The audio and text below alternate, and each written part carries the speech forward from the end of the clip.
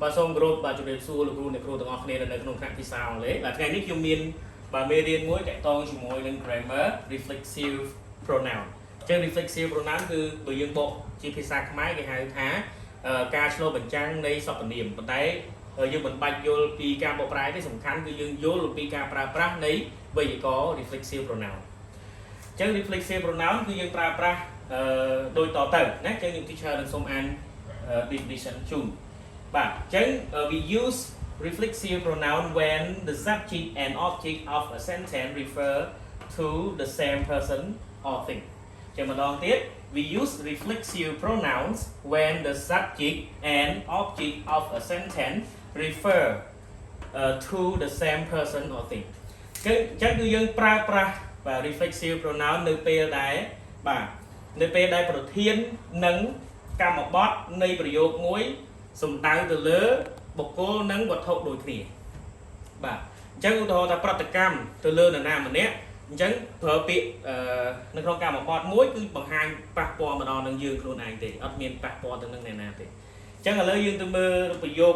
សំណួរដែលខ្ញុំសួរអញ្ចឹងខ្ញុំសួរថា what is the object តើ object គឺជាអ្វីអញ្ចឹង teacher សូមសរសេរថា object គឺជាបាទមានដូចជា pronoun បាទដែលយើងរៀនថ្ងៃនេះណា pronoun បាទមានដូចជា pronoun មាន noun អញ្ចឹងទៅតែteacher នឹងនិយាយថ្ងៃនេះគឺជា pronoun ដូចជាអីគេបាទ myself បាទអញ្ចឹងនេះគឺជាបាទ object ចុះ where does បាទ the reflexive pronoun come in the sentence បាទ where សំដៅមិនว่าឲ្យ where តើកន្លែងណាដែល reflexive pronoun ចូលមកក្នុងប្រយោគបាទអញ្ចឹង teacher សូមសរសេរថា after បាទ after the verb បាទអញ្ចឹង reflexive pronoun គឺវាចូលមកក្នុងប្រយោគគឺបន្ទាប់ពី verb ណាតើឥឡូវ teacher មាន example មួយប៉ុន្តែមិនមួយពីរប៉ុន្តែមុននឹងយើងចូលទៅដល់ example នេះ teacher ចង់ឲ្យយើងមើលទៅលើតារាងខាងនេះដែល teacher mark វាណាអញ្ចឹងទី1គឺ personal pronoun ដែលយើងមាន I you he she it we you they ហើយមួយទៀតដែលយើងរៀនថ្ងៃហ្នឹងគឺជា goal របស់យើង goal ដៅធំគឺ reflexive pronoun មានអញ្ចឹង I មកអីគេ I ទៅជា myself you ទៅជា your ណា yourself he ទៅជា himself she her herself it itself we មានថា ourself អញ្ចឹងកន្លែងនេះដែលយើងបដូរ f ដាក់ថា we s ហ្នឹងគឺសឹងតែជា plural ទាំងអស់បាទដូចជាកន្លែងនេះប្រហែលជាអ្នកនរនេះឆ្ងល់ថាហើយនេះ you ហើយមាន you ទៀតអញ្ចឹងកន្លែង you ខាងលើគឺជា singular ហើយ you ខាងក្រោមគឺ plural បាទអញ្ចឹង they គឺជា themselves បាទអញ្ចឹងការបង្ហាញបញ្ចេញសំឡេងគឺស្តៀងគ្នាគាត់ថាមួយនេះចេញ sound f ណាដូចជា ourselves ណាបាទចាឥឡូវយើងទៅមើល example របស់ teacher number 1 I heard myself បាទ at work បាទ I heard myself at work អញ្ចឹង myself នេះគឺជា object ខាងលើនេះអញ្ចឹងសួរថានេះគឺជាប្រធាន subject នេះគឺជា subject នេះគឺជាបាទ object អញ្ចឹង I heard នឹងគឺជាអីធ្វើឲ្យឈឺចាប់ខ្លួនឯងបាទរងរបួស heard នឹងគឺជា verb មែនទេបាទ verb នេះគឺគេហៅថា after verb សួរថា reflexive pronoun នៅទីណាមានន័យថាវានៅ after verb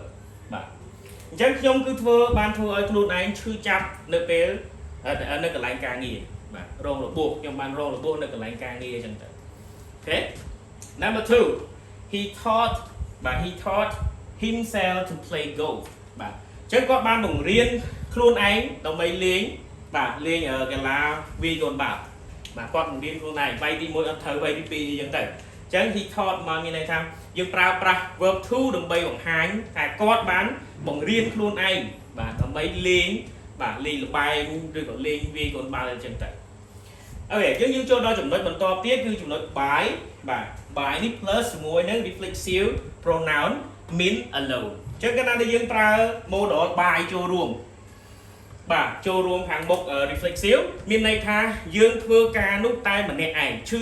ចាប់ម្នាក់ឯងដើរលេងម្នាក់ឯងខូចចិត្តម្នាក់ឯងណាអញ្ចឹងគេនិយាយថា by plus reflexive pronoun mean alone បាទនៅតែម្នាក់ឯង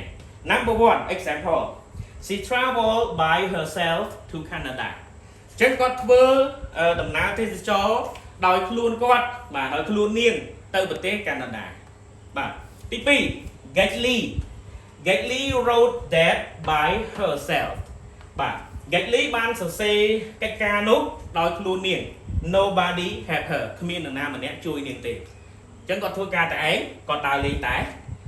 ទី3ជាប្រយោគសំណួរ Do you like to practice with another person or yourself បាទតើអ្នកឯងចង់practice នឹងគឺមានន័យថាអនុវត្តជាមួយនឹងបុគ្គលផ្សេងទៀតអ្នកណានាទៀតឬក៏ចង់ធ្វើដោយខ្លួនឯង